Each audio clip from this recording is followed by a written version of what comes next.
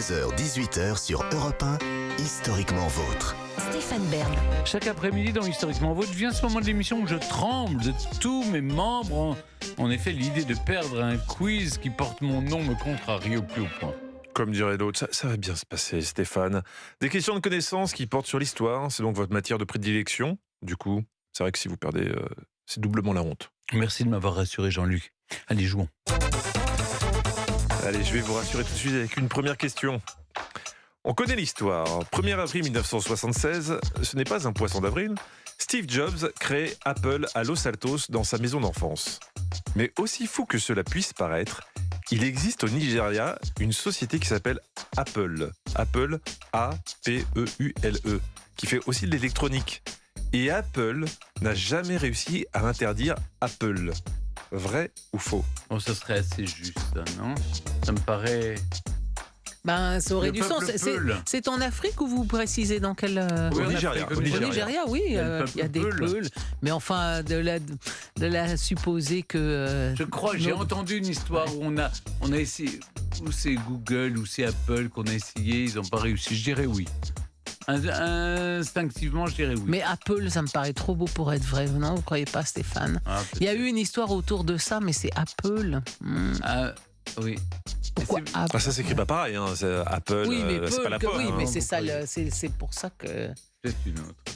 Et ça s'écrit pas non plus comme le peuple Peul. Hein. Ah bon? Ah bon, bah Vous alors, l'écrivez Non, il y a comment? Non, non. A-P-E-U-L-E. Eh ben, c'est Non, ça. Apple. Quand on l'écrit, les Avec un Peul, A. le peuple P-E-U-L. Peul, quand on Il y a pas l'écrit de en E. Il y a pas- français, et puis il n'y a pas c'est de A. P-E-U-L. Oui, c'est ça. Oui, mais une Peul, non? Oui, mais il y a un A Un avant. là. Peul, une Peul. Non, je dirais non alors. Ah, vous faites confiance à Clément. Mais j'ai rien dit, moi, je sais pas. Si, je Non, vois bien. pas du Tu tout, fais je sais pas ce que confiance. je répondrais. Non, oui, je pense que ça me paraît tiré par les Je fais cheveux. confiance. D'accord. Vous avez gagné! Merci Clémentine de votre aide. Je sais pas. Je sais pas quelle est votre stratégie. Vous voulez pas gagner ce quiz? Non. Non, Ouais. moi, ce que j'aime, c'est participer. Voilà, Et c'est si ça. en Et plus vous le je faites très gagne, bien. c'est Vous le bien. faites très bien et régulièrement. Oui. Elle est bonne camarade. Moi, Ouais, j'aime c'est bien ça. répondre à Contrairement toutes les d'autres. questions. Voilà.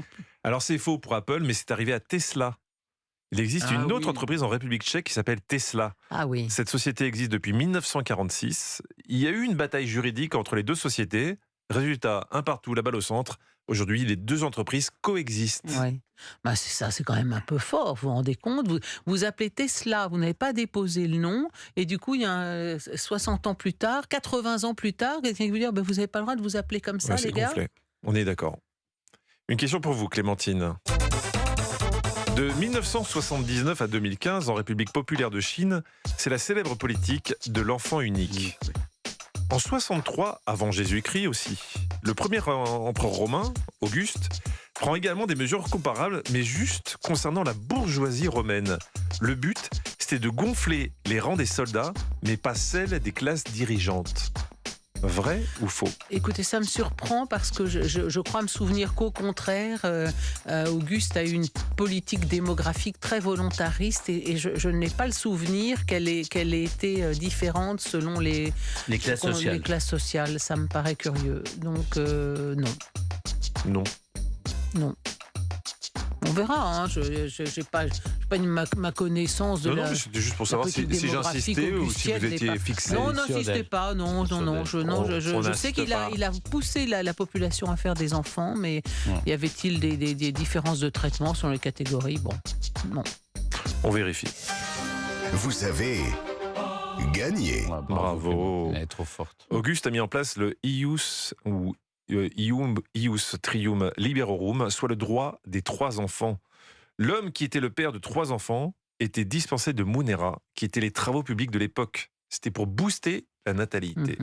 Oui, c'est bien ce qui me semblait. Pour vous, Stéphane, maintenant. Bon, maintenant, vous connaissez le ius trium liberorum. Vous savez que le citoyen romain qui avait 3 enfants se voyait libéré des travaux d'intérêt généraux. Voici ma question. Et la femme, celle qui avait 3 enfants, était également récompensée. Alors, la femme qui a 3 enfants, Mais comment? voilà, la femme qui a 3 enfants, avec tout ça, a le droit de toucher un héritage à la mort de son mari.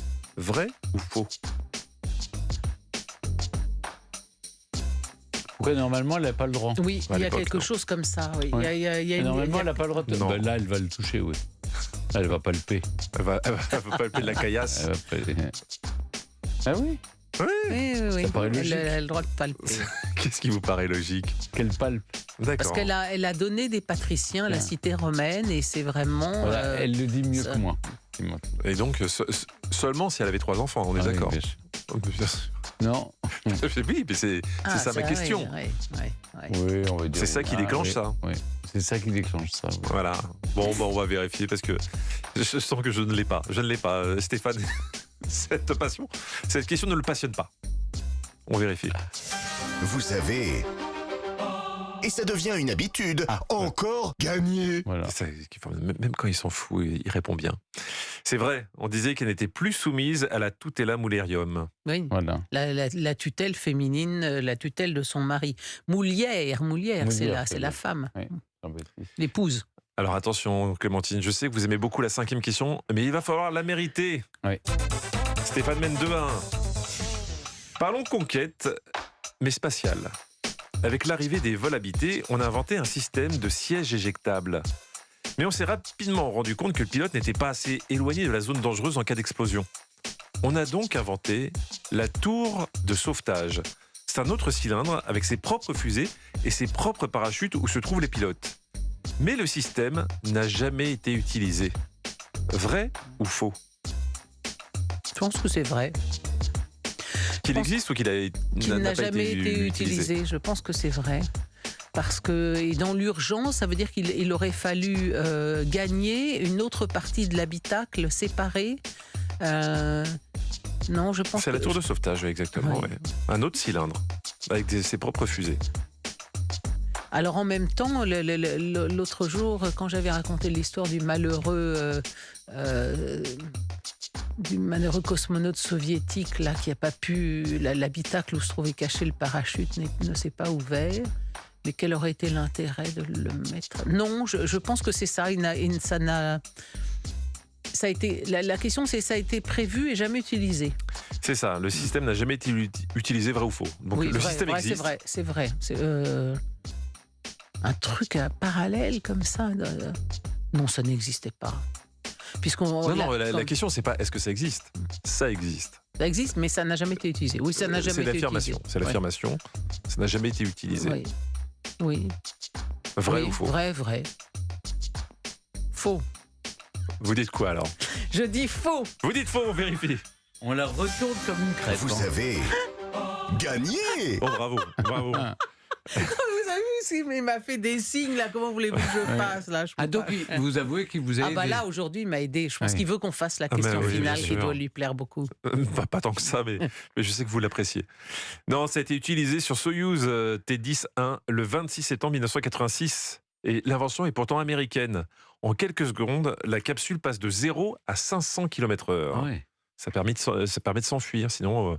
Mais donc c'est quand Pour on imagine s'éloigner de la- quand on imagine un de ces véhicules cockpit qui arrive sur Terre avec un parachute là, ça veut dire qu'il y a donc une sorte de tour parallèle. de tour de mais- secours avec des Mais je la visualise pas propulseurs. du tout. Vous voyez, non? elle a été utilisée qu'une seule fois, c'est pour ça qu'on la visualise mal.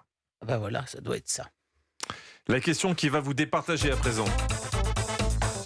1522, Magellan. Ça vous parle? Oui. Magellan est en plein tour du monde. Hein, et il va mourir 1 an et demi avant de revenir, et ce à cause d'une fléchette malencontreusement empoisonnée et envoyée par les indigènes de l'îlot de Mactan aux Philippines. Au départ du tour du monde, le bateau de Magellan comptait 265 marins. Combien y en avait-il au retour 3 ans plus tard? 33. 10. 10 et 33.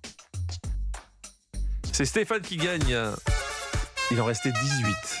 C'est Stéphane qui est le plus près. Ouais, C'était un bravo. tour du monde à la voile et le nom de la tribu qui a tué Magellan était les Lapu-Lapu ou Lapu-Lapu. Bien. Voilà. Bah, c'est bien. Eh bien, écoutez, Et voilà. bravo Bravo. Stéphane, encore une victoire. Merci beaucoup.